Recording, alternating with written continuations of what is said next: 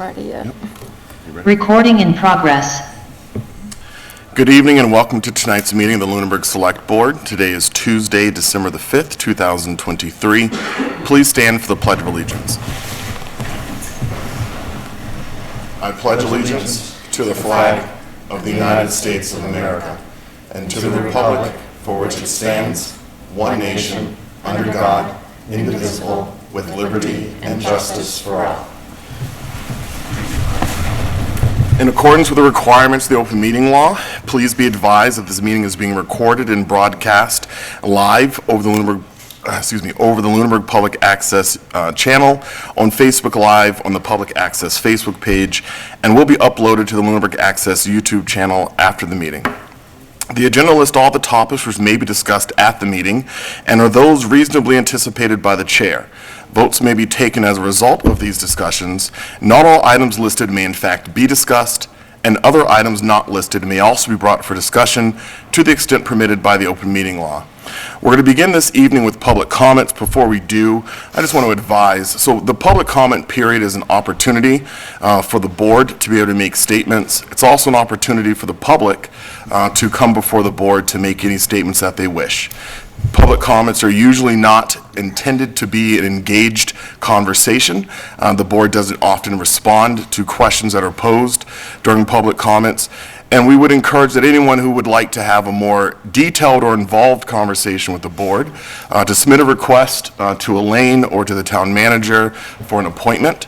And then we will, as chair, myself or the town manager, would meet with anyone who requested an appointment to understand the reason, and we'll move forward then with, if everything makes sense, then we'll move forward with scheduling their time. So public comments are limited to 3 minutes, and we're going to begin this evening with any public comments from the board. I have one. It's more of an announcement. I was asked to announce this. The Lunenburg Basketball Booster is hosting its first holiday fair on Saturday, December 9th. That's this Saturday, from 9 to 2 in the Lunenburg Middle High School cafeteria, and all funds raised by the Lunenburg Basketball Booster benefit the Lunenburg High School basketball program. I would like to, two announcements. First of all, I want to thank everybody who participated and made possible the tree lighting on Thursday night. It was very well attended. It was a great evening weather-wise, and with all the people there. I want to thank the chair for hosting, and I won't go through everybody because the chair noted everybody there, but it took a lot of people to make that happen. The gazebo lighting looks great, the town center lighting looks great, and it was a good night had by everybody. So thank you all who made that happening and everybody in attendance. Second announcement is more of a public service announcement that I heard from last week's Water District meeting. Again, the Lunenburg Water District is not part of the town, but the Lunenburg Water District does have from time to time annual and special town meetings just like the town, and they have announced one for January 10th of 2024 at 6 p.m. It's a Wednesday night.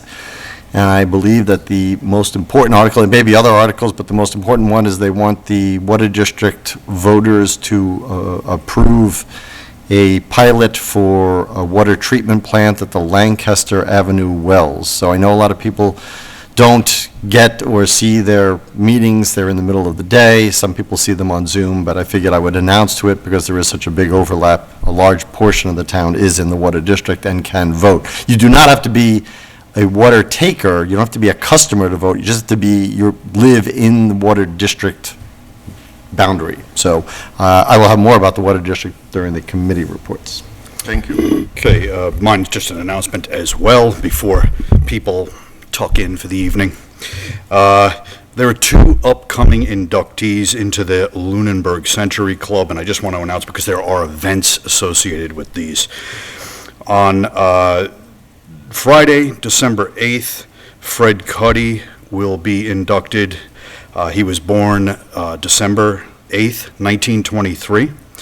That will take place at the Eagle House at 12:30 p.m. This one might be a little bit late for people to indicate their wish to attend, but you can still try. If you wish to attend, you can dial, you can call at 978-582-4166. And then on 12/13, Mario Patacchiola will be inducted. His actual birthday was December 15th, 1923. So he's celebrating 2 days earlier. So we're lucky to have both of these individuals who are able to attend and be recognized in person. All right. You have Also- to, you have also to call for that one, too? Yes, you'd call for either one of these. Also, 12:30 PM Wednesday, 12/13, December 13th on that one. Any pancake breakfast coming up? No, thank you. No pancake breakfast, thank you. All right. All right, we will turn to public comments from the public. Any public, I'm sorry, Mr. Nuzolo, if you have a board comment to make, Nuzolo, if you have a board comment to make, just advise. No, I don't have a public comment or announcement. Thank you, though. All right, we are joined tonight by our fifth member. He's attending via Zoom due to military training, so all of our votes tonight will be roll call votes. To the public, any public comments from the public this evening? Mr. Burdens. Hi, George Burden, 39 Cortlandt Circle. Just wanted to find out, I know there's a bunch of police officers here tonight. I didn't see it on the agenda. Is there a reason? I'm just curious. So I want to remind that typically during public comments, we don't Yeah. usually respond. Okay. However, if you look down, you'll see that we have an appointment tonight for a promotion. Okay, great. Kind of a weird night then to be here. I've reached out to the town manager multiple times, discussions with the board. You guys have been on the emails. I wanted to file a complaint against the chief of police. I don't know if this is the appropriate place or not, but you have not responded. You told me to come to the town meeting today, and I'm here to do that. I'm a little frazzled tonight. We've been continually harassed by our neighbors, Serapis and Lou, that Mr. Jeffries had actually talked to us last year, encouraged us to file a complaint with the chief of police against Mr. Serapis. I did so, and then I got an email back, a total flip, and 180-degree flip, Mr. Jeffries, that indicated I was batshit crazy, okay? Didn't appreciate that, but it's not true. I'm trying to find out tonight how we move forward on filing the complaint. The town manager has not responded to me. She said she'd look into it. I filed, multiple emails with you guys, and you haven't responded. I need to move forward. We need to get this resolved. We're not having a happy life in Lunenburg. You've sent police to our neighborhood multiple times. We're one of the neighborhoods that have a 33% decrease in our real estate taxes when the rest of the town has had a probably 110% increase. I don't get it. We've been told by Officer Thibodeau that we can't hunt on my private property, and then we were told we could. The trustees are against it. We don't understand that. We don't understand the two statements. You've seen them, Mr. Jeffries. We understand, and we'd like to understand how to move forward and where we go to file the complaint. Well, thank you. You asked us to come here tonight, so I'm just here for that, and that's where I'm here. Well, thank you for your comment. As you know, I don't respond to your emails, Mr. Burdens. Yep. I also did not specifically invite you to come here. I've also never met with your wife. I can get an email out Sure. that says... I've also never met with your wife. I've also never encouraged you to file a I complaint didn't against say you anyone. met with my wife. You met with me. The process is you can reach out to the town manager. I did. And make a complaint if I you, have. if you feel as if She that's hasn't warranted. responded. Okay. So what do I do? That's the process that you do. And I have done that, so what do I do? Well, I want to thank you, Mr. Burdens, for your comment tonight. And if you can reach out to the town manager during business hours. I've and called make a multiple complaint that times, you'd I've like. left multiple messages, have not got a response, and she knows it as well as I do. I have emails as well. They haven't gotten responded to, so where do we move? Where do we go? This is getting very frustrating and aggravating in the town of Lunenburg, and we're not going to let it stop. We're going to get to the bottom of this, and that's what we are. It's being harassed. I'm in a very frazzled situation. I got called from my wife today, and I got pulled, she asked me to come home because she was getting harassed by Serapis and Lou, our neighbor, okay? It needs to stop, and the Lunenburg police have every opportunity to make it stop. The guy comes across our property line into, he lives 2 houses away. They won't even tell him to get off and get back into their own yard. It doesn't make sense to us. It doesn't make sense. We feel that we were directly harassed. There's a lot of problems that we had with the chief. We've seen some issues currently. We need to get this resolved, and we want to get it resolved. Thank you for your time this evening, So Mr. Burdens. I reach out to the town manager and I'll get a response? Thank you for your time this evening, Thank Mr. you. Burdens. Do we have any other public comments from the public this evening?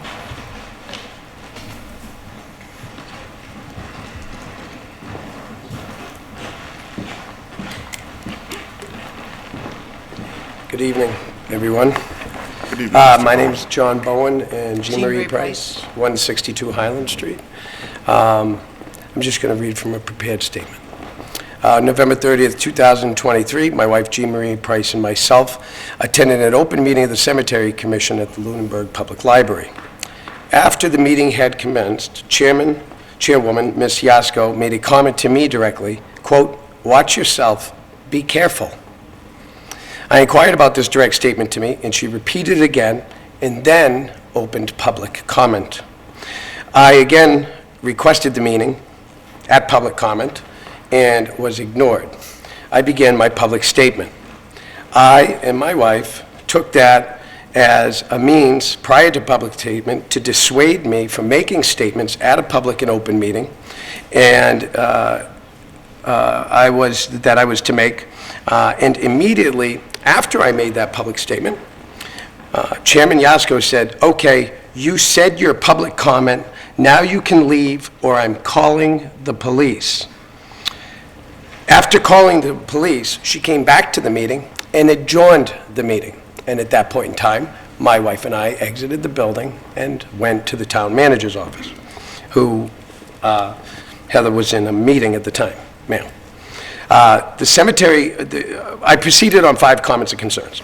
The Cemetery Commission failing to be neighborly with situations affecting the cemetery, not contacting or speaking directly with the neighbors surrounding the cemeteries, using town authorities or recommending the use of town money to catch people whose dogs escape or fail to pick up poop in the cemetery, or even odors of fuel that possibly would have been leaked in the cemetery from multiple different areas or sources. Her board's harassment of the DPW workers, particularly Bill Bernard and Todd Holman, as is written in their minutes. Her reporting to the state DEP that town authorities are not doing enough to address issues regarding the cemetery, and filing those papers as a citizen, which I have right here, not as a commissioner, okay? Her statement. Caller reported that an unknown quality of gasoline or similar petroleum product seems to have been spilled at or near the cemetery in town. This was on May 12, 2022. The storm drains smell of petroleum, and they are concerned that the town is not investigating it properly. This is an accusation against town employees she contacted. And then there's some further information where the fire department, Chief Sully came out and was directed by DEP and Mr. Dunn, who is part of the Central Mass DEP. Okay, the highlights of my comments tonight, okay, is that Highland Farm, okay, had the police called on them, okay, by the commissioner for a loose dog that went into her cemetery that she has to control over. Wanting to seek other citizens individually on Facebook as well to put cameras up to find out who put the poop. I talked to the police. There's nothing that they can do, even if they found out who pooped there. Just pick the poop up. Suspected fuel smell in the cemetery. She was unhappy about the town's response and reported that to the DEP, but she denied this in that meeting when I presented it to her, and I said, I have an FOIA request right here. She says, I didn't say that. Mr. Bowen, I said, your "Yes, time has expired. I'll give you another minute here to wrap up your comments That'll be tonight. good. I'm just about done. Thank you very much, and I appreciate that. Okay. She also accused our property of being the origination point in her meeting minutes, that the origination was on our property.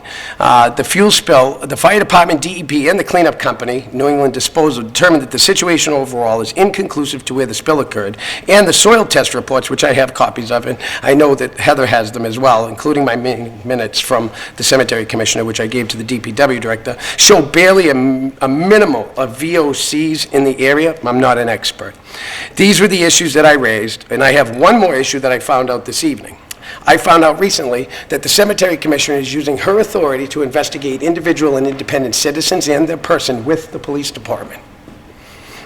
And the cemetery commission's actions, okay, are unbecoming of a commissioner or an elected official in this town, where they investigate, they're not neighborly, and they're not interested in taking care of problems within the community, but they're interested in attacking the community to be able to get their points across. And I appreciate everybody. Thank you, Mr. Bowen. Thank you. Do you have any other public comments this evening from the public?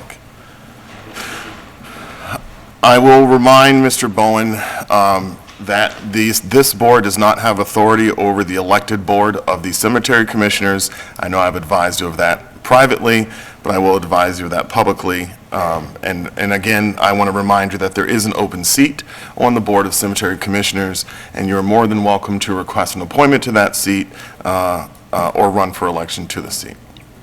Do we have any other public comments this evening from the public? Town manager? All right, we're going to go ahead into our announcements this evening. I will start. We have one announcement about a holiday fair. This is for, I'll read the advertisement. Holiday Fair, join us for crafts, raffles, treats, and an afternoon visit from Santa Claus. So this is going to be happening this Saturday, December the 9th, 2023, from 9 a.m. till 2 p.m. at the Lunenburg Middle High School cafeteria. So, and this is hosted by the Lunenburg Basketball Booster Club. So again, this is going to be Saturday, this coming Saturday, December the 9th, from 9 a.m. to 2 p.m. at the Lunenburg Middle High School cafeteria, crafts, raffles, treats, and an afternoon visit from Santa Claus. To the town manager, any announcements tonight?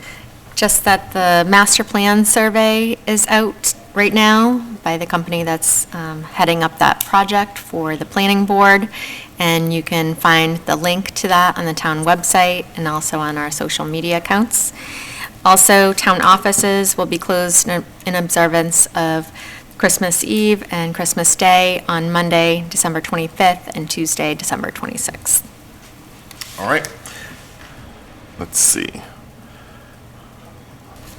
We have a 7:30 appointment, but we're going to come back to that, and we're going to go to our interviews, reappointments, and resignations. We're going to start tonight, look for, I'll turn to the town manager for the order you want to do this in. We should do this in. You want to go with what's first? Yes, we can do All right. that. We can call up the chief to introduce the first request for the select board to ratify. Thank you. Thank you again. This is a really good night to be up here again before you to present another candidate for you. Madam Town Manager, Select Board, thank you for the opportunity to present an officer for promotion. Sergeant Connery retired over the summer, which created an opening vacancy in the sergeant's ranks. The position was posted, and we've been able to identify a candidate for that position. I am pleased to recommend Officer Paul Theodoulou for promotion to the rank of sergeant. I'm going to be brief about his background. We were just here with him a little over a year ago, so I think I'll just keep it real quick and let him come up and say a few words to you. Lieutenant Thibodeau and myself met with Officer Theodoulou to discuss the position, and we believe he is well qualified. He has excellent leadership skills, and he will be a great addition to our command staff. Officer Theodoulou has over 8 years' experience as a full-time officer. He served honorably in the Army National Guard, obtaining the rank of sergeant and being honorably discharged in 2018. Some of the quotes I just want to bring back up from last year. He's a team player, he's a hard worker, a go-to guy, and a great kid. We've been able to see this firsthand as we've got to know him even more over the last year and seeing his dedication. He is committed to the department. He is our DT use of force instructor. He is a CIT trained officer, and he's currently an FTO. I am pleased to recommend promotion to the rank of sergeant, Officer Theodoulou, to be effective tomorrow. All right. Officer Theodoulou.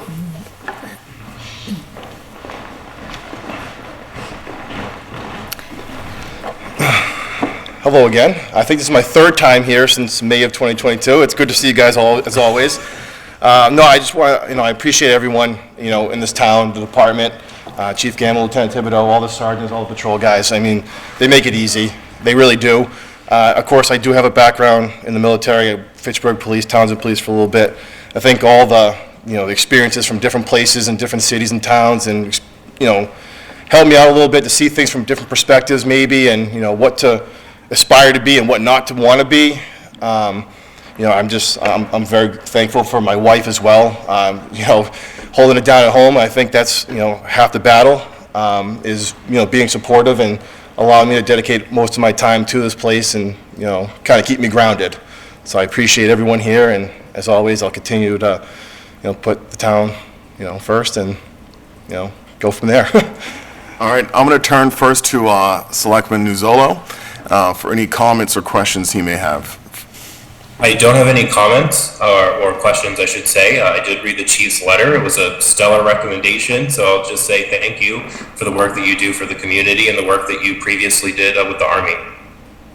Thank you very much. Appreciate that. Thank you. I also have no questions, and I want to thank you for your service as well. Thank you very much. I just want to say that I missed the chief's long introductions because half of the enjoyment is seeing the person's life read in front of them while they're right there. So you must have achieved some level of recognition when he spared you that. So it's always good to see somebody come up the ranks in town, and especially with such glowing recommendations, and I look forward to you serving just as well in all your other roles in your sergeant role upcoming. So, and who knows from there? There's other ranks too. Absolutely. Thank you. Thank you. Hey, I want to thank you for your continuing service to the town, and I'm going to be optimistic about the vote and congratulate you. I appreciate that. So I had the opportunity to briefly speak to you before the meeting. Military service offers so much to the character of people, but it certainly has taught me the value of how much families are a big part of the service. And so I want to honor your wife and the service that she provides to our community as well. We know that you can't do it without someone strong at home. Absolutely. And so I want to take that moment and really just thank the spouse.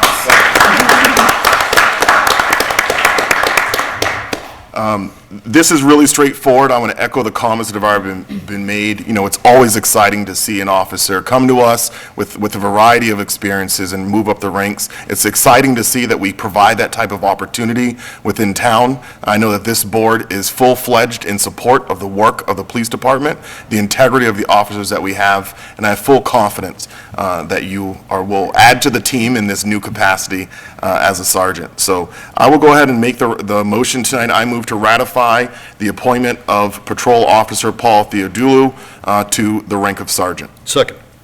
Any additional discussion? We're going to do a roll call vote here. Mr. Nuzzolo. Aye. Selectman Imke. Aye. Selectman Alonso. Aye. Selectman Franco. Aye. And an aye for myself. Congratulations. Thank you very much. Appreciate it. Thank you. So hang tight. We're going to do something a little unique tonight. And we're going to start a new tradition tonight. All right. We're going to swear you in this evening. So to the assistant town clerk. Ready to go? Ready. All right. I, Paul Theodoulou, do solemnly swear or affirm that I will faithfully and impartially discharge the duties incumbent on me as a sergeant and agent to the licensing authority for the town of Lunenburg according to the best of my ability and understanding, agreeably to the rules and regulations of the police department, the Constitution, and the laws of the United States and the Commonwealth of Massachusetts, and under rules, regulations, and ordinances or bylaws of my municipal employer made under the authority thereof, so help me God. Congratulations.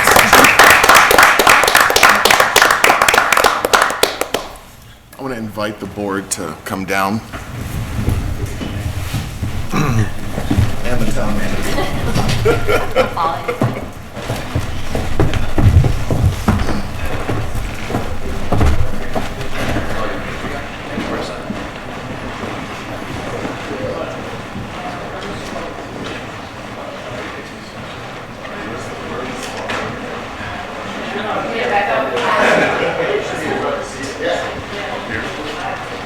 Are we going to spread across the stage? Whatever, you can direct us. Tell us where to be.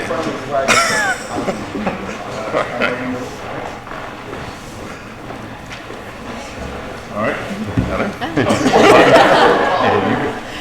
The shorter. Knocked out, you're the man of the hour. Gonna have to use the pen. Yeah, I don't know. All of us are going to say all of us. I'm not sure how that. Okay. Everyone tuck in. There we go. Yep. Okay. Got it. Yeah. Congratulations. Thank you very much. Hopefully you were in it. Thank you very much. Congratulations. Thank you. Thank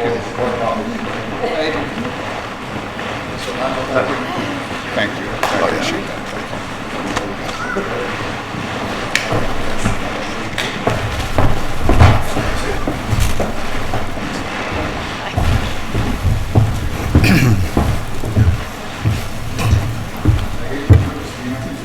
Yeah.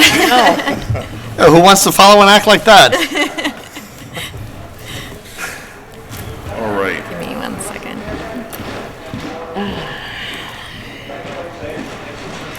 All right. I know that we have Our 7:30 appointment, I do want to wait till 7:30, just in case anyone from the public was specifically planning on joining us to hear this at 7:30. So we're going to turn to the town manager for the next ratification that we have this evening. Okay. I'm excited for this ratification as well tonight. So Amy Driggers, I'm appointing her as our next assistant town accountant. As the board is aware, this position has been vacant since last February. We've been advertising since January of 2023. Although we've received many applications, we've not received that many qualified applicants. So we've interviewed approximately 10 people in all and offered positions at some point or other which were declined. But when we interviewed Amy on November 15th, she stood out as an exceptional candidate and she accepted the position. Amy has her Bachelor's of Science in Business Administration with a concentration in leadership, 15 years of banking experience, along with 3 years of bookkeeping. Amy's strengths that came through during the interview process and through her reference checks were that she is detail-oriented, process-oriented, and organized. Her references also described her as incredibly efficient, committed to doing a good job, organized, and pleasant. I respectfully request the board ratify this appointment tonight, and we're excited to bring Amy on board to our team. So I think she has a couple words to say as well. Excellent. Nice to meet you. Good evening. As mentioned, my name is Amy Driggers, and I am the candidate for the assistant accountant position. I feel that my diverse background in banking and my education will help me excel in this position. I have over 10 years of banking experience, including auditing and project management, such as bank mergers and platform upgrades, which required extensive attention to detail and strong organizational skills. I was the operational manager for 13 offices, which included monitoring customer transactions, cash handling, training, and auditing to ensure compliance with federal regulations. My customer service skills have been influenced by working with the public through a customer call center as well as face-to-face in financial centers. When I left the bank, I was the Sarbanes-Oxley federal auditor for over 50 financial centers. This responsibility included auditing cash flow transactions and providing creative solutions to resolve identified violations within a specific time frame. I was also the online teller platform administrator, which controlled all policy and procedure cues for the financial centers. In 2020, I completed my bachelor's degree in business administration to prepare myself to re-enter the workforce. I realize that I will have a learning curve with this new position, but I'm confident that I will attain the skills necessary to succeed. On a personal note, my family and I have lived in Massachusetts for the past 14 years. I currently reside in Ashburnham with my husband and 2 children. I appreciate this opportunity, and I look forward to working with the residents of Lunenburg. Thank you. Thank you. And if you wouldn't mind hanging tight for a little bit, I want to give the board the opportunity to ask you any questions. Sure. We're going to start with Selectman Nuzolo, who's behind us or beside you on the screen. Yes. Hi, Amy. I don't have any questions for you, but thank you for wanting to work for the town. And, we've had this role open for a while, so we're going to really appreciate you and your experience. So thank you. Thank you. I have just one question. It might be for the town manager, actually. Do we have a start date?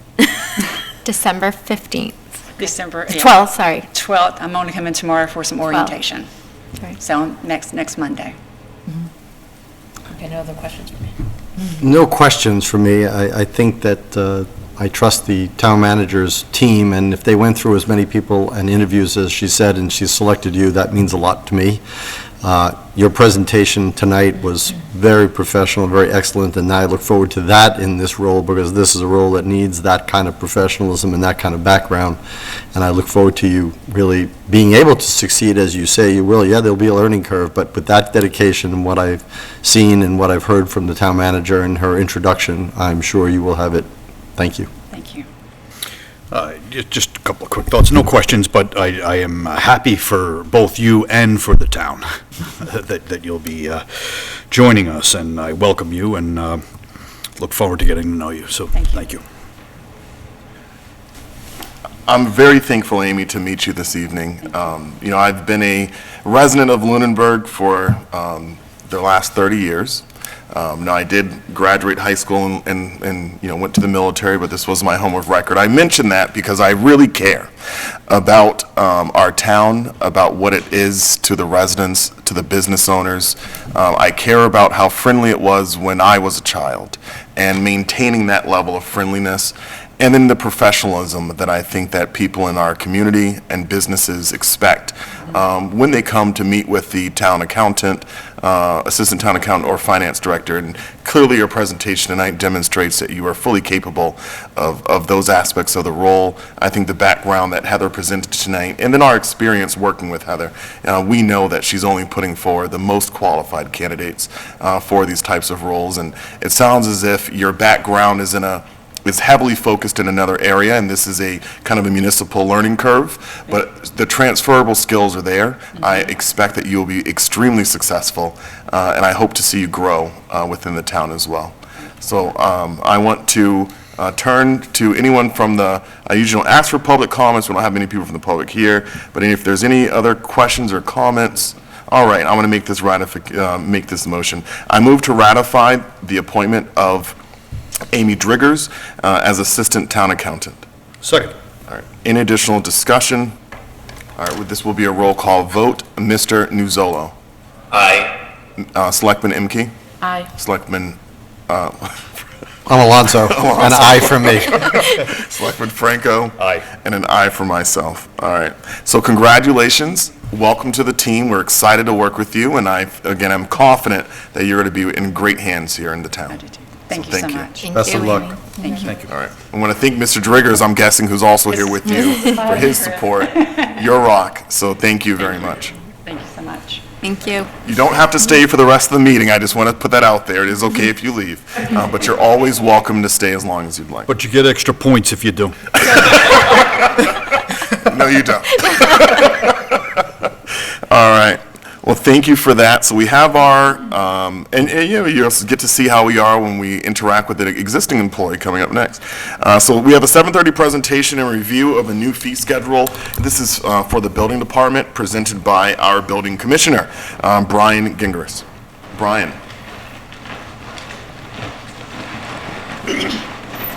Yes, good evening. Brian Gingras, Building Commissioner, Town of Lunenburg. With me tonight also is our electrical inspector and plumbing inspector. They're here to answer questions relative to their respective sections as well. Since starting here in in May, I've been conducting a comprehensive evaluation of all department operations, starting with streamlining and working my way down to the fee schedules. Spent a lot of time surveying surrounding communities, a lot of discussions with our electrical and our plumbing and gas inspectors about the workloads involved in their aspects. So I'm bringing forward tonight fee schedules that basically take everything that was done previously and we started over. The easiest way to put it. I mean, the building permit fee schedules did not change that much, other than we clarified a lot of things. Some bullet points within the residential building fee changes is we set sheet metal permits to $10 per thousand. Previously, it was a flat $25. I've got projects that are 3-4 hours deep on a $25 fee. So I'm trying to bring that in line with what we're charging for standard building permits. That's fairly typical in, I think, most of the communities that we've surveyed, where you set just a rate per thousand. Typically, the more complex the project, the more expensive, and it offsets the added time involved. We set a minimum fee of $60. That's up from $50. Not huge, but in evaluating some of the projects, again, we're consuming a little bit more time, and you start looking at time as money and trying to balance what we're putting in. Stop work orders were something that were not addressed whatsoever. Work without a permit wasn't even in the schedule. Some communities charge double, triple permit fees. It's a massive club to swing at somebody.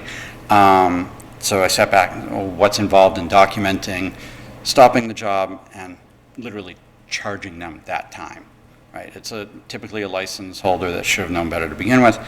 So that's setting at $75 on the residential. A fee for occupancy permits, something that wasn't in place before. We're getting requests specifically just for small projects with an occupancy permit attached.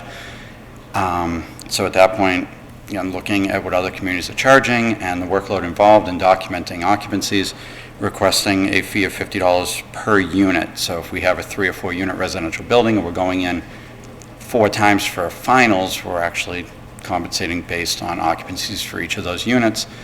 Sometimes we're going back 6 or 7 times if you have a 4 unit building, just on a final.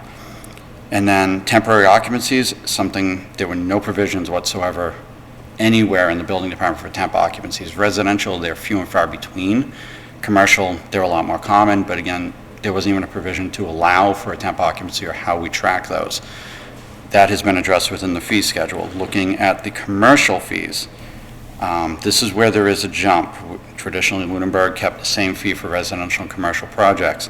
I'm requesting a fee of $12.75 per thousand versus the $10 that we're at now. When we look at a commercial project, a large warehouse, or even a 10-unit building up the street, we're spending hours and hours and hours on plan review, working with the Planning Board, Conservation Commission. We have one recently that is very conservation involved. They're a lot more involved in a simple single-family home, but the fee schedule never really addressed that. Again, setting a rate for the sheet metal permits equal to the building permits. Minimum permit fee for commercial would go from, I think it's 50 now, to 150, again, reflecting that more complicated project, 150 not being much for a lot of these jobs. Setting re-inspection fees at $60, that's up from $25. When you look at the amount of time involved in documenting inspection and going back, probably still not covering the cost, but we're trying to hold that median, which is in a table that we have coming up next. And again, addressing stop work orders on work without a permit, setting the commercial at 150. Again, it's kind of barely even a slap on the wrist, but at least it covers documentation and the time spent usually answering a phone call or 10 from somebody complaining about the project first, to going out, to dealing with them, to getting them on a track to getting a building permit. Setting a rate, $50 for occupancy, same thing as residential. And again, provisions for that temp occupancy. It comes up a lot more in commercial than it does residential projects. So I don't know, do we have? The slides, do you want, I can put those up. I think you have the building comparison. So again, the department, myself, Lisa Normandin, we spent a lot of time, probably close to 2 months of in-depth contacting other departments. We've got, at one point, we were, I think, at 14 communities. We had to pair some out because their fee schedules just simply were not compatible in any way, shape, or form with the way Lunenburg had operated, and there was no way to compare it, short of, again, trying to change. This would have been completely reinventing the wheel. So we paired those communities out. Sorry, it's taking me a second. Okay.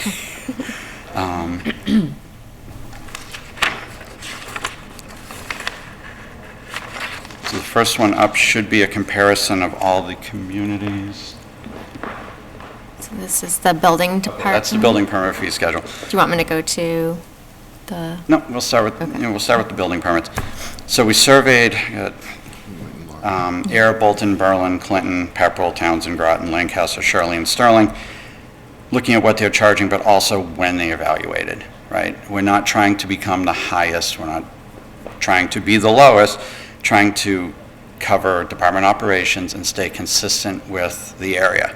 What we found for building permits, the median was $10, that's where Lunenburg is. Don't touch it. The median for minimum fees was $67.50, the recommendation here is $60. When we get into the commercial, the median was $12.75, high being $14. Said $12.75, it's still a 27.5% increase for a commercial project from where we were. And the median for minimums on commercial was $150. In the table, I don't have all the little other fees here and there because the data points get to be really a mess on a screen for everybody to try to absorb. As I said, a lot of time and effort went into looking at the building permits, but also plumbing, electrical, and gas. I don't know if anybody wants to discuss just the building permits first before I jump in the presentation, or do you want to go to the next one? Yeah, I mean, I'll pause for a moment to see if the board has any questions at this point. I mean, so you provided an extremely detailed presentation that clearly comes with a lot of research, with tables and charts of what surrounding communities are. My request to the town manager, and I'll mention it to the board tonight, is that we don't approve this evening. I will say I don't have any conflict with anything you're recommending. I think, striving for the median is always palatable, but it's also palatable to go higher than that. But ultimately, there's an impact on residents, and so I would like for us to wait 2 weeks before we vote on this. That way, it gives the public the opportunity to hear this, to get this posted on the website, to come forward with any questions or comments that they may have. But I think it's detailed, it's research, it's crisp, it's clear, and clearly it's warranted, because these fees directly relate to compensation for the people who are doing the work. And so I'm noting all that to say that I know there's going to be a couple more weeks here of opportunity for the public to come back. So as much as you feel like you want to present tonight, feel free. Okay. Is the next slide electrical or plumbing? Plumbing, gas. Electrical. Okay. Okay, let me jump to electrical. So part of the evaluation was sitting down with the employees. Lunenburg is kind of unique in the way that we pay and compensate our plumbing, gas, and electrical inspectors. Electrical in particular is paid 82.5% of the permit fees. In evaluating what is involved in each of these types of permits, we sat down and said, we took a schedule that just simply was a permit is X amount, that's it. We sat back and said, well, we're not accounting for this project taking 2 inspections, 3 inspections, plus calls to Unitil and approvals. So we scrapped the original schedule and came up with a fee schedule that addresses the amount of time and effort spent on any particular type of project. So a new dwelling typically would have 4 inspections. Comes out to approximately $52.50 per inspection compensated back to the inspector. We were running at $150 before? $125 before. So if he only had 3 inspections, that's a big if. It was $34.38 per inspection. If there was an underground in there, it dropped off substantially, and we have a lot of underground inspections. He has a lot of calls for partials, and again, Barron's here, he'll attest to this. We have one fee that was in here that is $10 for the electrical permit. It's $8.75 if he only goes once. We're never going to discuss how much he's getting paid if he goes twice. They were just really low, so again, got rid of the whole fee schedule and made it on a per inspection basis. What is a fair compensation to the electrical inspector? That was based on, again, the survey tables of how the different towns are paying. It was all over the map. Some of the towns are paying 60-something, others are paying 30, but then there's this allowance and that allowance. It made it really difficult to say every town is this. He has been traditionally, when we average everything out, approximately $50 an inspection, but we're having to average some really huge fees in there to compensate for the $8 inspection. We have an inspector, he is extremely thorough. I've heard plenty of comments about, he'll spend 45 minutes or an hour on a job. That's somebody that we want to be looking at something instead of driving by saying, yeah, that meter looks great, I'll see you later. But you got to compensate for that. And we're getting more into employee compensation versus fees. But at the same time, the evaluation showed we're not looking for extraordinarily high fees. We're still staying within the median. A couple of the fees are a little on the higher side, like the single-family dwellings or per units. However, Lancaster just went up. I was part of that evaluation as well. That's why they got to where they were. And we get into, you want to jump to plumbing? Or, I don't know if you guys have any questions on electrical, or we just want to keep on rolling, because there's a lot in this.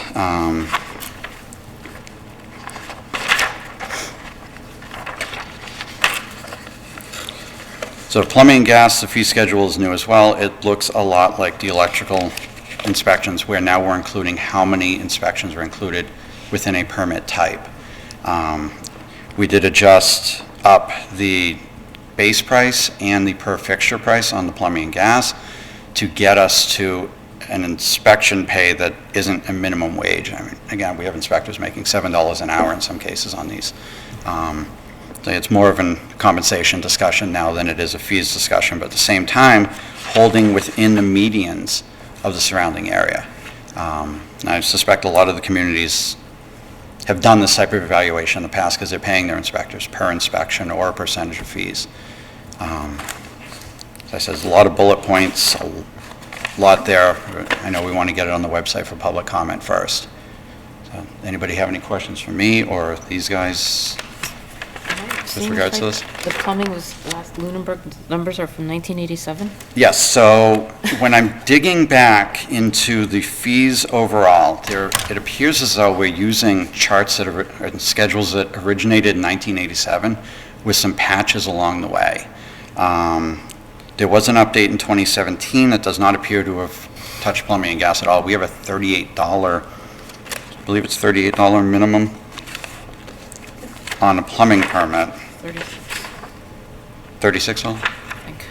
It's really low. 30. Yeah, so I'm jumping tables all over the place. We did so many changes. Yeah, $36 minimum. So somebody replacing a single fixture, $36. He may go twice after we pay him 80%. It's not even covering gas half the time, plus the phone call time. And we're looking at times involved, and go back to the electrical inspector for a minute. When we look at a solar project, he's not only inspecting the job on site, he's got additional paperwork with Unitil to deal with. And some of these, again, an hour, hour and a half. Then he's got paperwork on the side. Another thing that I'm pushing effective January 1st is that they're all logging their inspections, so there's added time here. Plumbing and gas wasn't traditionally logged that well before. We are addressing that, but there's more time involved in that. We're using OpenGov for everything. We're streamlining their side of it, so it's not consuming that much more time, but there is still some time involved. And right now, Gary's coming in and been sitting in my office, and we've been going over how to log all the inspections and trying to get everything in there. But again, there's more time than just also the time spent at the job. All right. I want to turn to the board with any questions they may have. We're going to start with Selectman Nuzzolo, who's joining us via Zoom. Hi, Brian. So thank you for the presentation, and thank you for all of the work to gather all of this data, because this is my first time actually seeing our building fees, so it really made a difference to actually see those tables. Otherwise, I wouldn't really know what I was looking at. I appreciate that you're trying to keep them in line with the median where possible.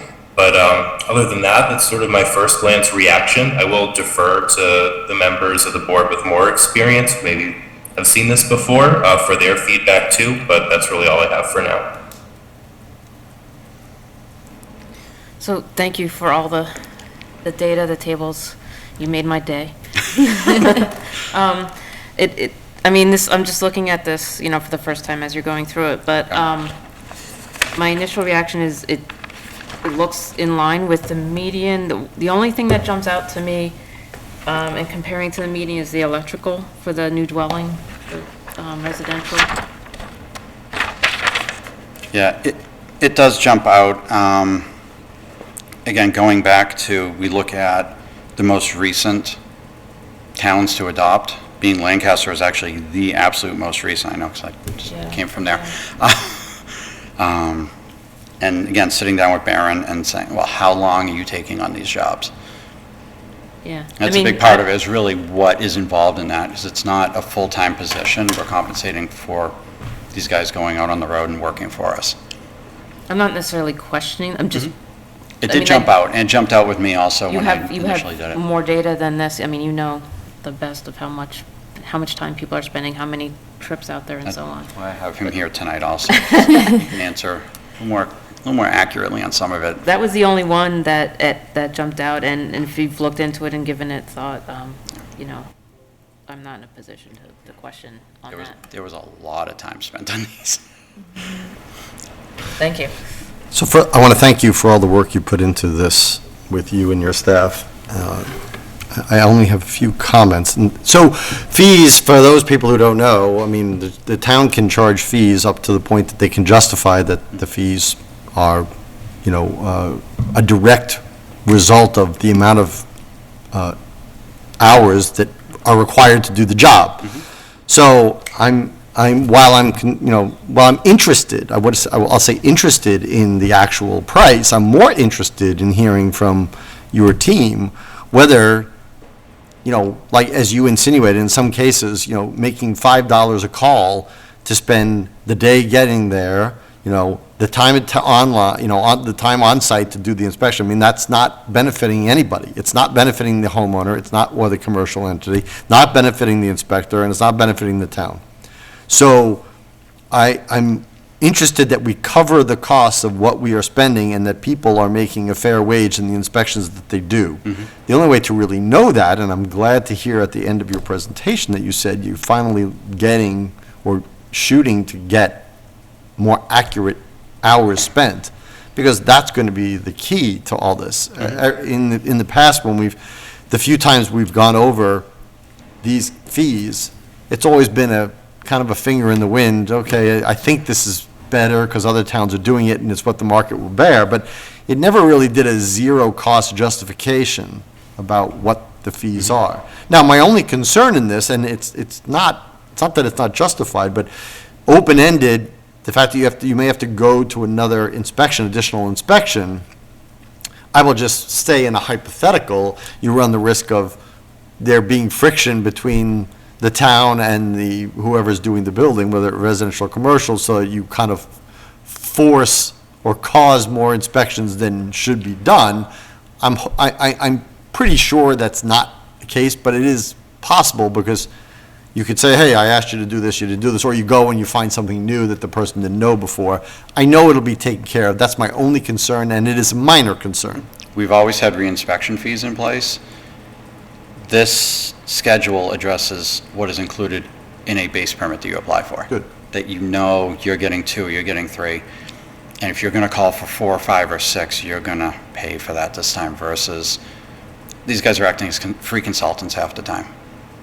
I hear you. And that's what I don't want. I'd rather them speak to this, too. I know some of the inspectors. I've done work with them on my own home and everything, and they've inspected my own home.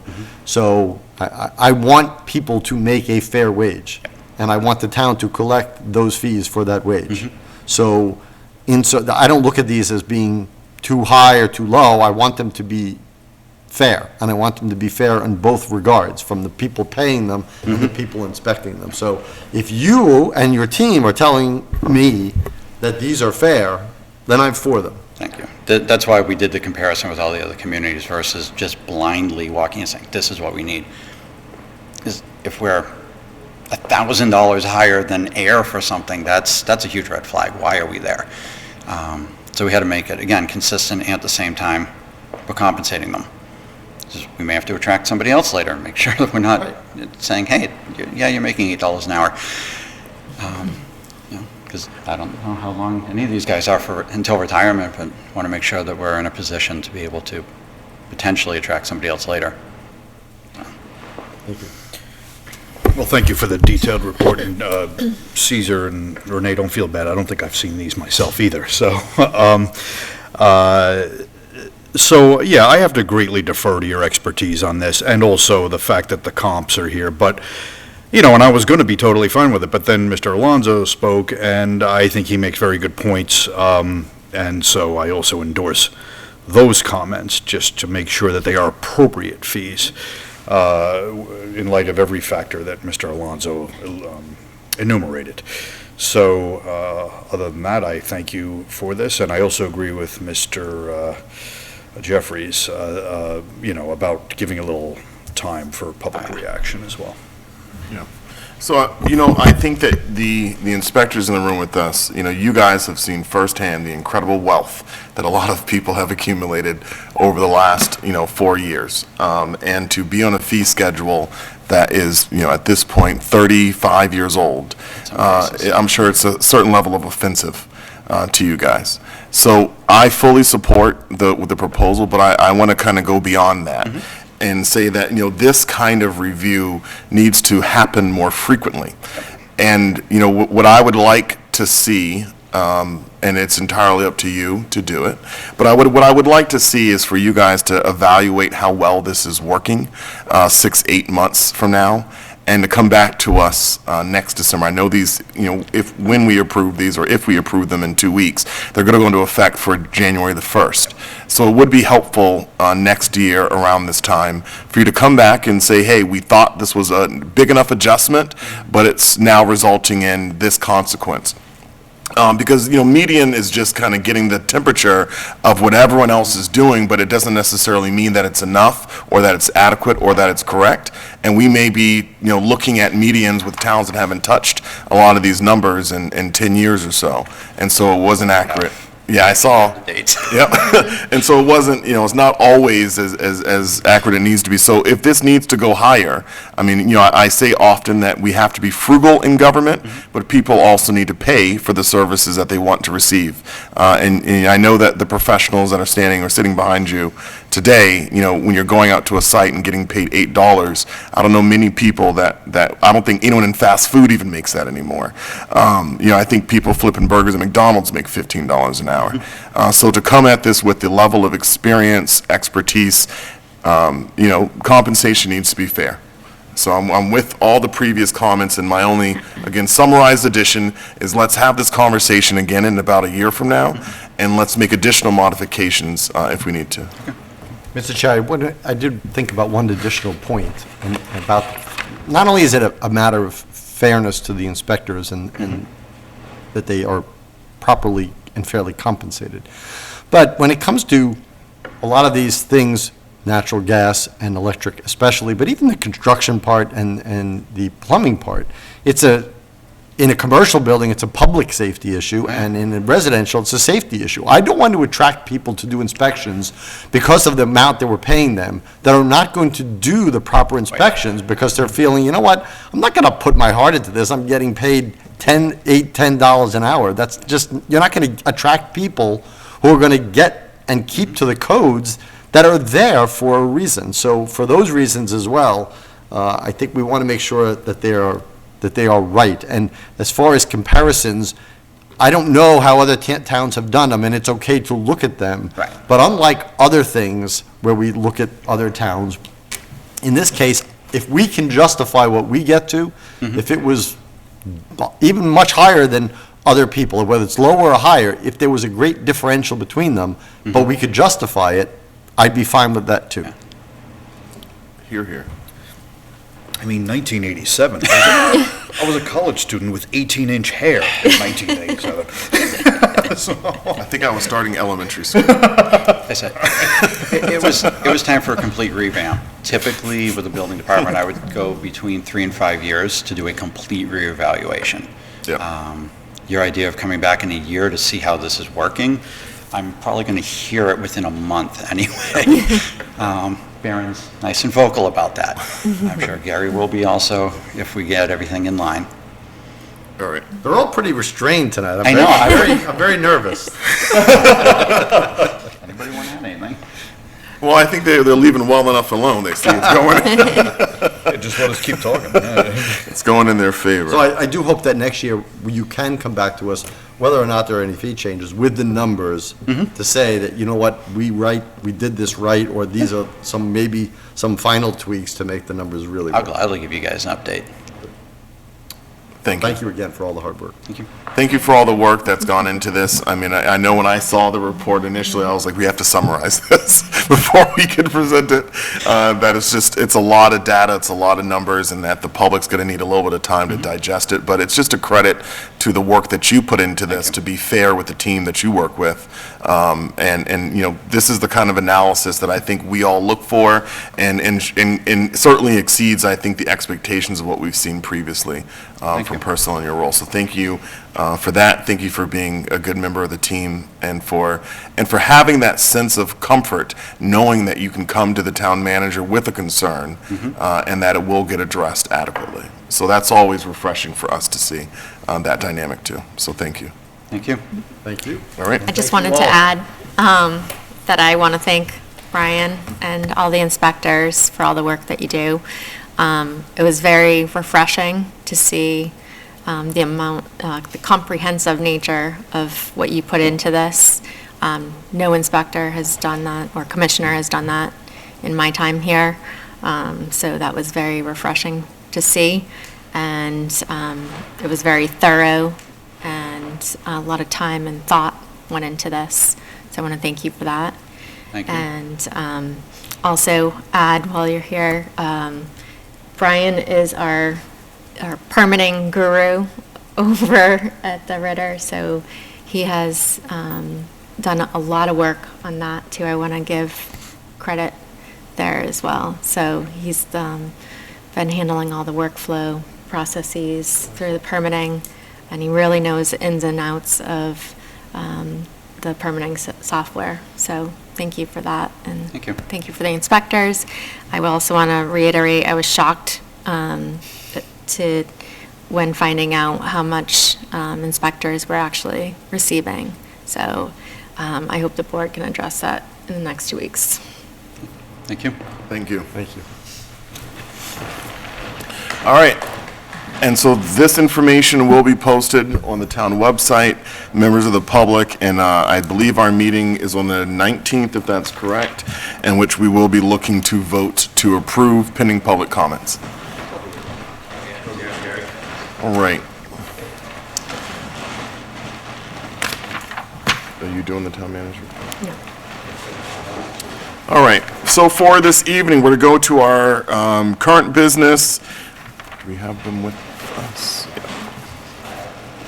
All right, so under current business, we have 100th birthday letters to Mr. Frederick Cuddy and Mario Patacchiola. So I will sign and pass these down to the board for signature. I'm going to keep them all in the same folder. And I just don't want to bleed through all three separate.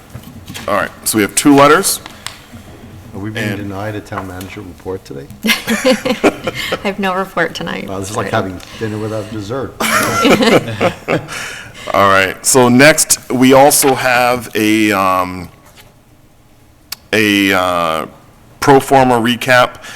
So this is notifying the Commonwealth, and I will sign off on this one.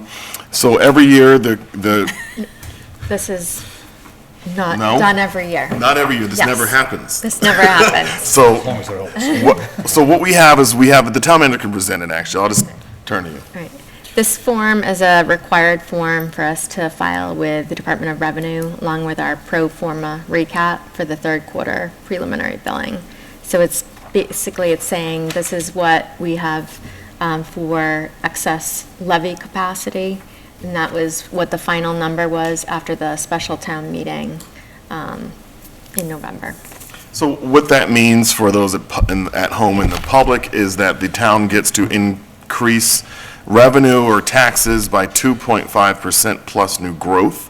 And after looking at those numbers, there was unused levy capacity in the amount of $8,629.17. So for those at home who say we always do 2.5, this year was an exception. All right, so I will go ahead and sign this as... I wouldn't make that point, Mr. Chairman. I know, $8,000 is like a fraction of a percentage. All right, but it's still less than 2.5. All right, thank you. The second page does not need to be signed by the rest of the board. Oh. Yep. So, Yep, but if we can just put it at the end of the table. oh, just put this one. Yep. Okay.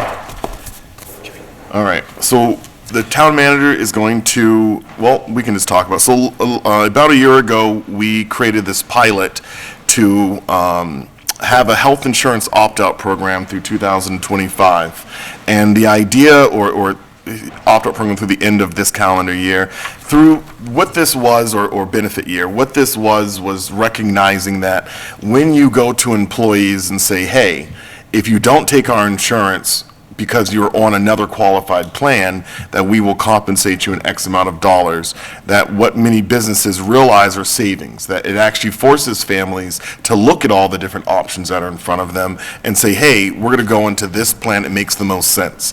And that these kind of plans ultimately save the town money, because health insurance is very costly, and over 20 grand usually per person.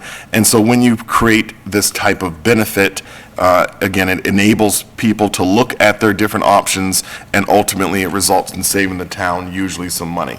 So I'll turn to the town manager for any additional information you want to provide on why we're being asked to extend this pilot through the end of '25.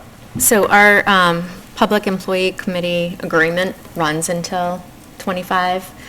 So we're number one, aligning it with that end of that PEC agreement that we'll have to renegotiate with members from each of the unions within that PEC.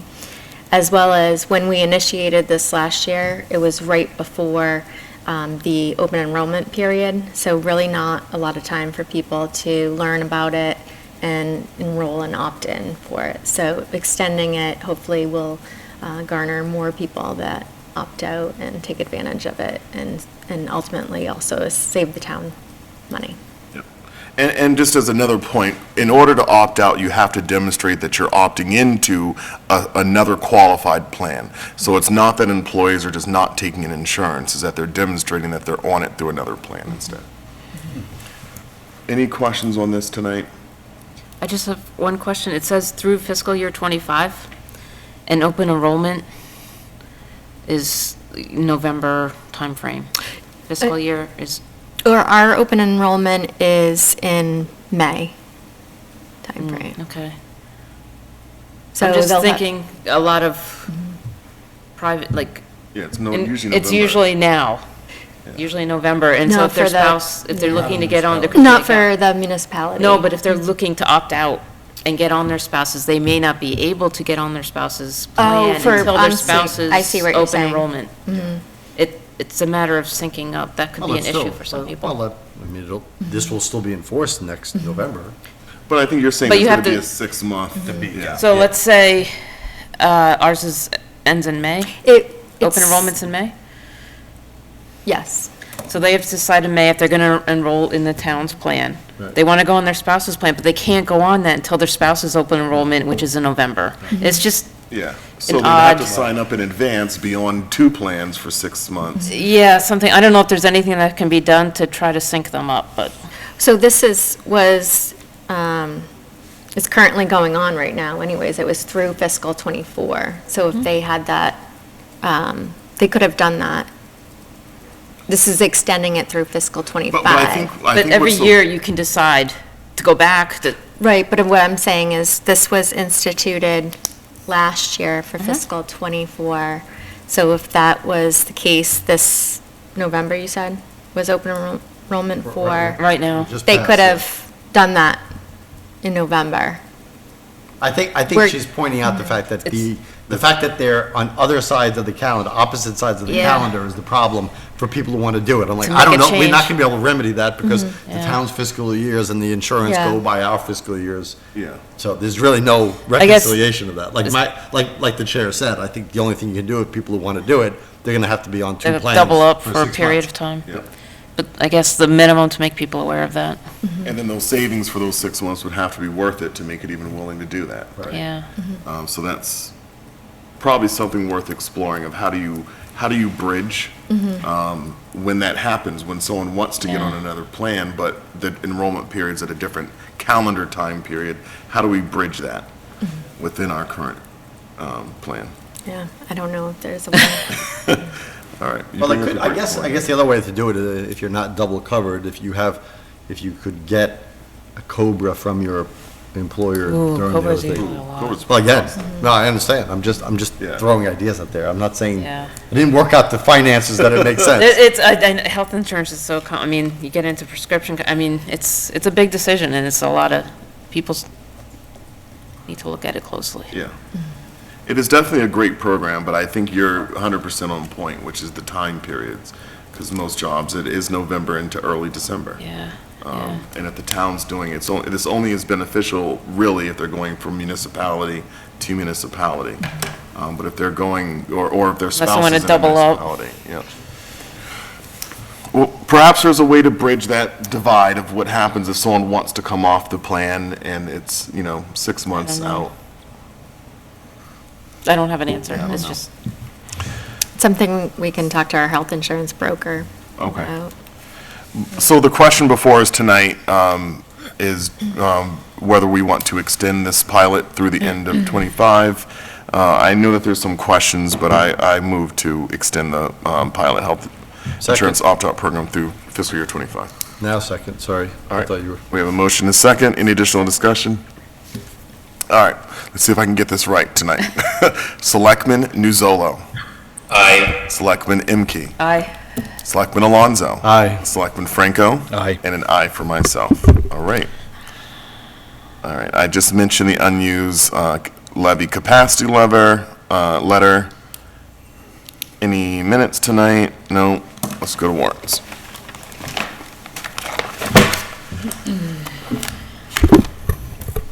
Of course, I just dropped that paper clip. My Post-its are always helpful. Tonight, we have a payroll warrant in the amount of $1,030,042.89. We have an accounts payable warrant in the amount of $144,864. We have payroll deductions warrant in the amount of $57,009.62. And we have an accounts payable warrant in the amount of $214,705.07. Any action items this evening? Hearing none. Any committee reports this evening? Mr. Nuzolo, any committee reports? Nope, I don't have one tonight. All right. I also don't have, I did not bring my library notes with me tonight again, so I don't think I have any committee reports. I have two, kind of, sort of. One, I'm working on getting the Stormwater Task Force together, trying to get a meeting before the end of the year. And there's a school committee meeting tomorrow night. Okay. Are they still a task force or are they a standing committee, stormwater? They're still task force. Green Communities I'll is let the you one know that when I have my changed. first meeting. She's trying to get the band back together. Yeah, exactly. The chair has resigned and left town, so. Oh, yeah. Moved out of town, not, left town, that makes it sound dodgy. He moved out of town with his family. Yeah. I have two reports. Number one is the Capital Planning Committee met on Monday, and we started, after all our 5 weeks of presentations, or 5 meetings of presentations, we started mulling over the whole plan. So we will be doing that. We will be getting a final list to the committee. We have 2 meetings coming up in the week before Christmas, on the 18th and the 21st, on Monday. So those, and by the 21st, we hope to get a finalized list to the town manager with everything prioritized for her review and inclusion in the budget and her budget consideration. The other committee report, I'm not really on this committee, but I saw as I said earlier in the meeting, announcing the Water District and their special meeting they're going to have. I just want to report, so Mr. O'Brien from Pondview Common was before them again, and as this board knows, that Housing Appeals Committee on the 40B has ruled in our favor with our summary judgment, so it's in the Mr. O'Brien's hands if he will appeal that or not. But with that decision in hand, he went back to the water commissioners and asked again, citing language that was provided to them by prior town councils of the district, that they had the authority to come to terms in a deal with him if he started his own water company, because their enactment charges, the enactment papers of article of 1939 allows the commissioners to enter into agreements with water companies, and there was a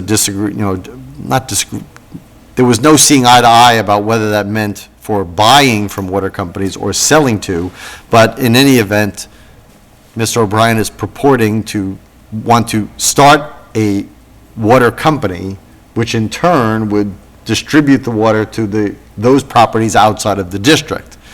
Now, it was brought up by two of the commissioners that the district has voted twice on this. Once to expand the district, which was overwhelmingly defeated, and one vote of the district was to enter into an agreement with Mr. O'Brien, which also was overwhelmingly defeated. So I bring this up so people of the Water District know that Mr. O'Brien is still coming forward trying to get this, and they should, if you have feelings about this, you should contact your water commissioners and, tell them how you feel about this. I think the language that is being, that his hat is being hung on is very thin, insofar as it says that the commissioners may enter into, it does not say shall, so it is completely discretionary, and two of them, in my opinion, were rightfully saying that we've already done this. We've asked the voters, and they've said no, they don't want this. So we want to make sure that we continue to express our opinions, those who feel one way or another strongly, but I wanted to bring this to light because, again, a lot of people in town don't watch the meetings or can't go to them. You can't join their meetings via Zoom. You can watch them on the Lunenburg Public Access, but it's hard to go to them because they're at like 4 o'clock in the afternoon. So I wanted to present that to the board to at least let them know what was happening in that regard. Thank you for that. Mr. Chair. Thank you for that update, Selectman Alonso. I also heard from the Water District, I reached out to them last week, just adding on to what you're saying, that they are making progress on what the community outreach about PFAS is going to be. They are expecting to have more information on that by the end of the month, and I will update the board at a future meeting, if not next week, then the week after, with more information. Mr. Franco, do you have any committee reports this evening? I do. Last Thursday, after a snafu trying to get into the building, the Economic Development Committee meeting met. Largely that meeting, not entirely, but largely it was a recap of the meet and greet. We hadn't met really to recap the meet and greet of September 28th between, members of the business community, would-be members of the business community, and various town officials. We talked about, how successful that was and how well attended it was for a first one. And what worked, and I don't really think anything didn't work, and the desire to definitely do it again in the future. It was, we found it to be valuable, so that was that meeting. And then coming up this Thursday, there's a master plan committee meeting, December 7th, Thursday, 6 p.m. right here in Town Hall, this room. Excellent. And also, Mr. Chair, the Finance Committee will be at meeting this Thursday as well, I think here as well. Okay. Do you have any? At 7. Yeah, that's problematic. Okay. So if you want to see the battle of the committees, this is the meeting. Yeah. You're gonna need a bigger table. I'm sure someone's going to figure it out to go to the library or... We can throw down the Finance Committee. Deputy Committee reports. I do not. Okay. All right. So, let's see, we have, I want to just make a comment about our executive session. The Select Board is going to be going into executive session tonight momentarily. I know for those at home who see the minutes, we have to list all the reasons why we would go into executive session, but really what we're doing is administrative. This is just verifying and approving minutes from previous executive sessions. I think the furthest one goes back probably 5 years at this point. And we have to enter into executive session to approve it. So we're not actually going to be discussing these things, but these are the categories that they fall under, and we have to go into executive session to review the minutes and approve them and release them. So we have upcoming meeting schedule on December the 12th and December the 19th. That's the next two Tuesdays. For the most part, the board will be handling licenses and all the end-of-year fun stuff that we do. So we will have quite a bit of alcohol and other licenses that we issue. That will be the primary focus over the next 2 weeks. We're also going to be... That sounded very odd. We will not be having lots of alcohol. We will be permitting alcoholic licenses. Yeah, I perked up, I got very excited. Best meeting yet. Yep. Please, no emails, no emails. All right, so this is the typical end-of-year stuff that we do. I think we're also going to be hearing from the Cultural Council at some point over the next 2 weeks, as they missed the appointment that was at the end of November. So largely administrative, and then we will be handling some of the board goals. But my intent is that we are going to be in for probably 2-hour meetings for the next 2 meetings. But just anyone at home who has an alcohol license, if you have not gotten back to Elaine, you need to do that. We're putting it pretty clearly that we're not going to be meeting between Christmas and New Year's. And so if we don't assign everything by the 19th, then our next opportunity is going to be in the new year. All right, any public comments this evening from the town manager? No, only, I guess, short one. There's always two sides to a story. So I know we heard from 2 public commenters at the beginning of the meeting. And public comment, like you said, Mr. Chair, is not an engagement of a discussion. So there's a lot more to the story for both commenters. I'll just leave it at that. Yep. All right, any public comments from the public? And any public comments from the board? I do, Mr. Chair. Also about public comment, I was not there at the commission meeting in question, but what I'm about to say may remedy this, and it also has to do with other boards. As the pandemic hit and we had all these Zoom capabilities, and Mr. Nuzzolo was able to join us from his training down there, it's very helpful. I offer 2 things, and some of them are going to be when we revisit our remote attendance policies. I believe, I'm not a real strong proponent, especially now that since there's no reason to not meet in person, that boards don't meet in person. But if they don't, I think that 2 things are true. First of all, I am, and I have been of the belief for a long time, that all public body meetings of elected and appointed officials, regardless, should be recorded. And recorded not just audio, but video recording. There is no reason not to do that. We should have the facilities to do that.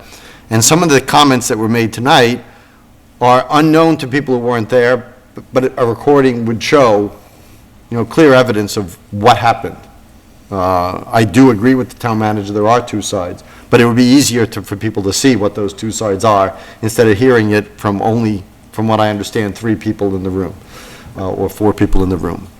Also, I think that we should be instituting a policy in that remote access when it comes up, is that committee members who join remotely, or if the whole thing is remote, should be required to have their cameras on at all times so that people see the board members.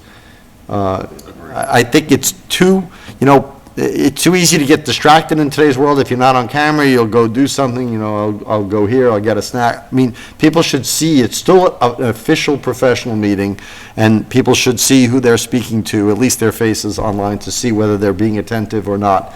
And I think that is a policy we should really consider. Thank you, Mr. Chair. Thank you. Any other public comments or board comments? I'll offer just one. I mean, one of the... Last winter, about this time, it was literally about this time, is when I received my first communication from one of the public commenters who was here this evening. And between, roughly early parts of December until the point that I asked the residents to stop communicating with me, which was in early parts of February, I initially had shared my personal phone number with the resident, and I received well over 300 text messages starting at roughly 6:30 in the morning and ending at about 11:30 p.m. at night. And I think in the final stretch, it was, I think I had received 17 emails over like 13 or 14 days, and I finally said enough's enough. Being elected does not mean, it means many things. It means many things, and we all come into this job, and I feel really confident in saying this about my fellow board members. We all come into this job with the best of intentions, and really with the will to do public good. And that means that we have to have thick skin. That means that we have to take criticism. But there's also a point at which we have to say for ourselves kind of what that line is. Elected officials are given a little more leeway than staff in that we can get to the point where we say, okay, I've had enough. I'm not getting back to anymore. Stop reaching out to me. That's not the point that anyone elected ever wants to get to. I know that for me, I've gotten to this point, I think, twice in these capacities. But it's very rare that we reach that point, because what we see sometimes is just flat out abuse. I know that we see sometimes it's flat out abuse. I think the town manager from a specific resident has received over 500 emails this year alone. 500 emails this year. It is simply not possible for the town manager, it's not possible or appropriate for the town manager to be expected to respond to one person 500 times. So, I agree that there's always two sides to a story. Sometimes there's more than two sides to a story. But what I would encourage the public is that, yes, we're all here trying to do the best job we can do, and I really do believe that. And public comments are just that. They're just comments. They're just comments. But, let's be mindful of some of the abuse that happens to our town staff. Because ultimately everyone has to get up every day and say, is it worth it for me? Is it worth it for my family? Is it worth it for my mental health? Is this worth it for my children? And we want people to have those challenging days. That's when they grow. But we want people to feel that sense of satisfaction and not the constant bombardment. Now, I know that I'm probably preaching to the choir a little bit here, but, giving your thanks to staff, especially during this time of the year, it really goes a long way. And so I just want to encourage that tonight, that, if you happen to interact with staff, you don't need to go above and beyond, but if you feel grateful, express that gratitude. If you feel thankful, express that thanks. And that really does go a long way. And that's all I have for public comments. Can I make a comment that was spurred by your comment? With regard to the 500 emails to the town manager, you're not only, that is not, and the staff does have less leeway, unfortunately, that is not only harassment at that point, directly to the town manager or any staff member that receives that type of thing. It is also an enormous waste of town resources. Employee time is a town resource. And when you're sucking up time with that kind of stuff, I can't believe it would take 500 emails to make the points that need to be made. It's just, it's outrageous, really. So think about what you're doing to the town when you do that. If you care about the town at all, stop. Any other board comments this evening? All right. I move to enter into executive session and to adjourn the meeting after exiting executive session. Excuse me, I'm going to state this over again. I move to enter into executive session and to adjourn the meeting directly from executive session pursuant to Mass General Law, Chapter 30A, Section 21,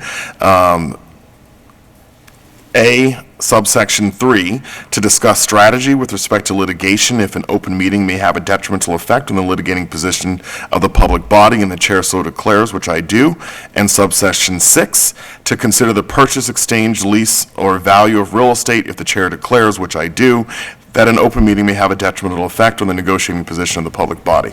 And again, this is to review and approve release of minutes. Second. We have a motion and a second.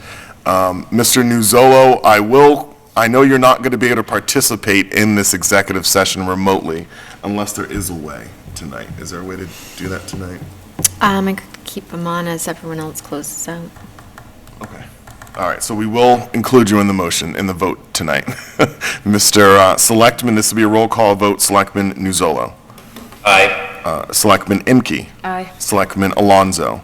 Aye. Selectman Franco. Aye. And an aye for myself, Selectman Jeffries. The time is 8:29. The meeting is now adjourned.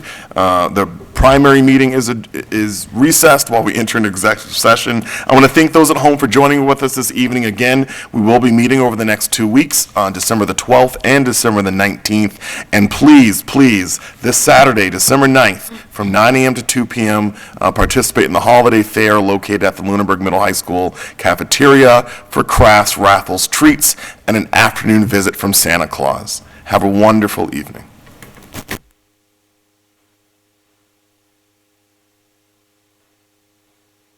Recording stopped.